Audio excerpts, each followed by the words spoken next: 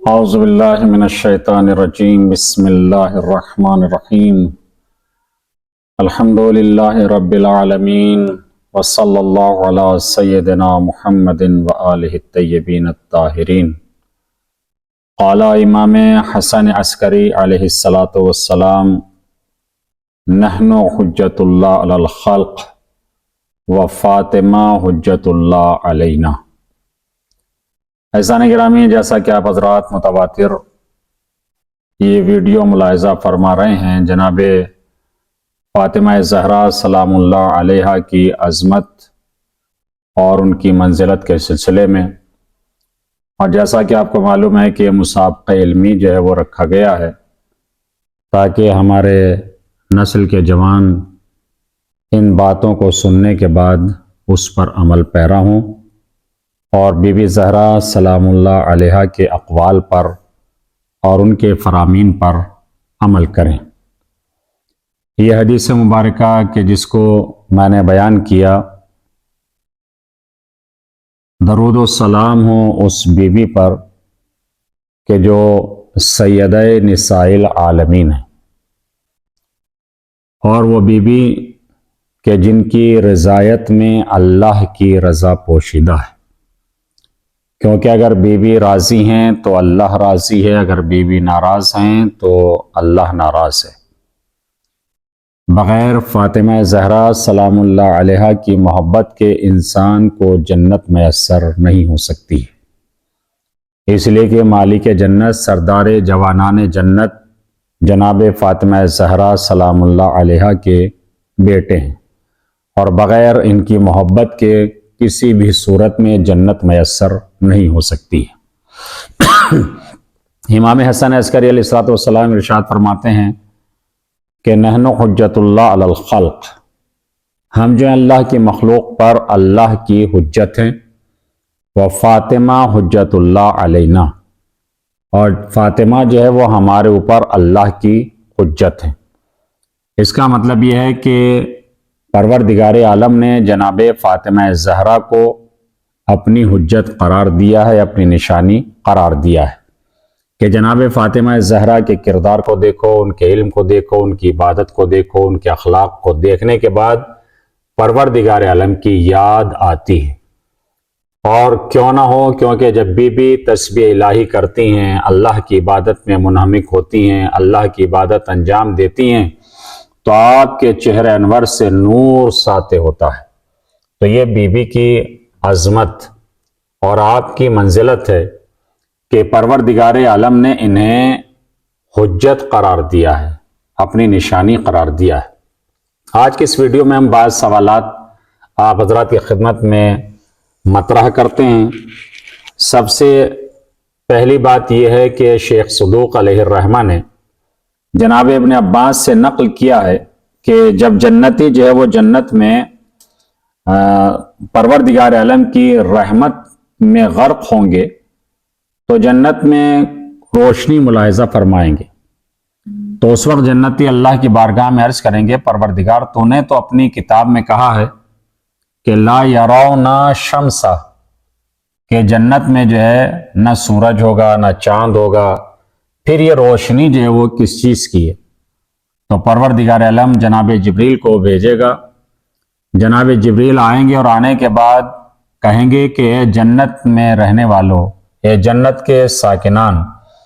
یہ روشنی نہ سورج کی ہے نہ چاند کی ہے۔ جنتی سوال کریں گے کہ جبریل امین پھر یہ روشنی کس چیز کی ہے؟ تو جناب جبریل فرمائیں گے کہ اس وقت علی و فاطمہ مسکرائے ہیں،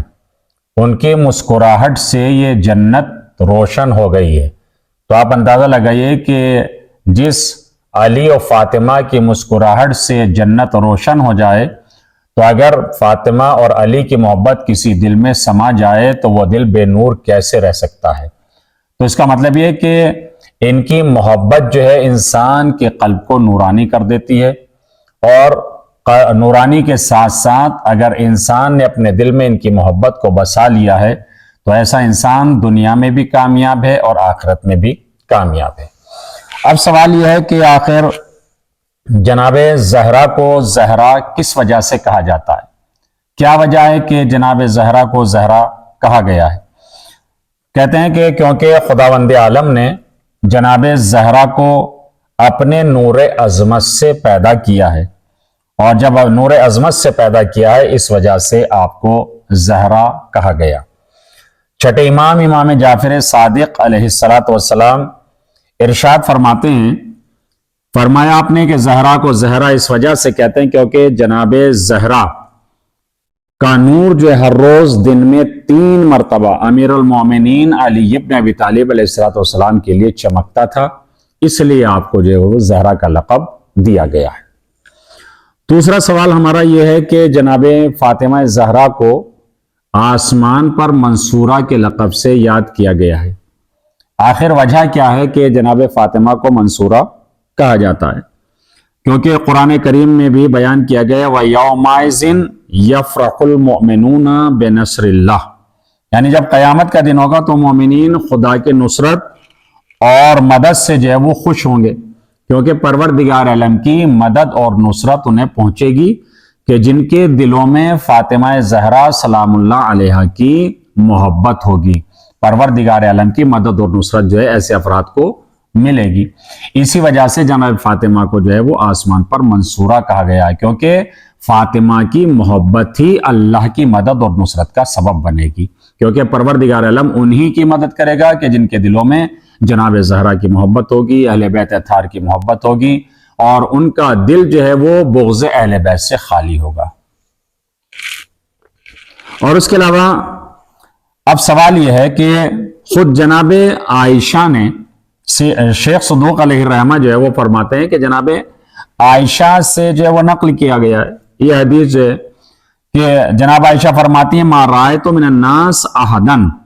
اشبہ کلامن و حدیثن بے رسول اللہ من فاطمہ۔ جناب عائشہ نے فرمایا کہ لوگوں میں جناب فاطمہ زہرا سے زیادہ کوئی مشابہت نہیں رکھتا تھا پیغمبر اکرم سے، حدیث میں بھی اور کلام میں بھی، یعنی جب آپ جناب زہرا جو گفتگو کرتی تھی تو ایسا معلوم ہوتا تھا کہ رسول اکرم گفتگو کر رہے ہیں، جب آپ جو ہے بولتی تھی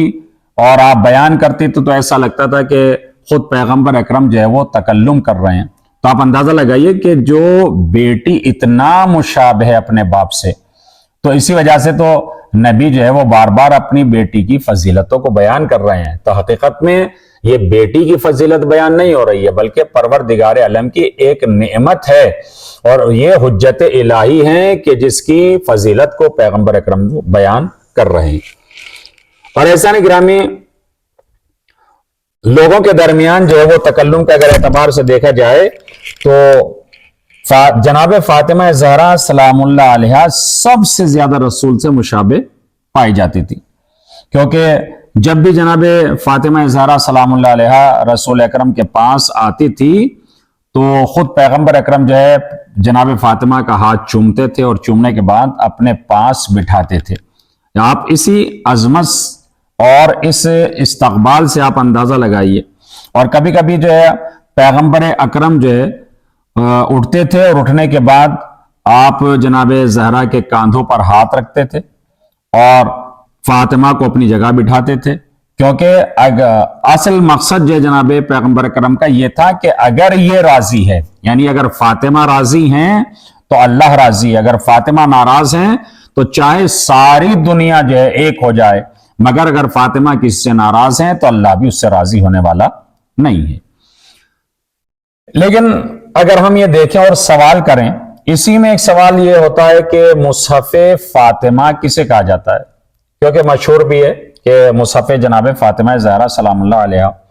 تو کیونکہ پیغمبر اکرم کی وفات کے بعد جب جناب زہرا جو ہے بابا کی وفات کے بعد آپ نے مرثیہ پڑھا ہے صبت علیہ مصائب لو انہا